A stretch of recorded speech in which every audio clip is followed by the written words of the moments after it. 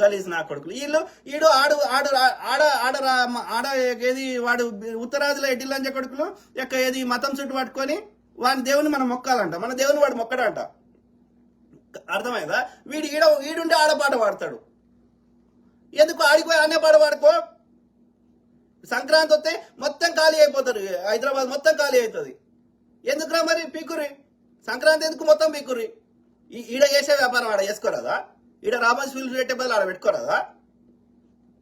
అంటే మీకు ఇక్కడ సంపద దోసుకోవడానికే కదా మీరున్నది.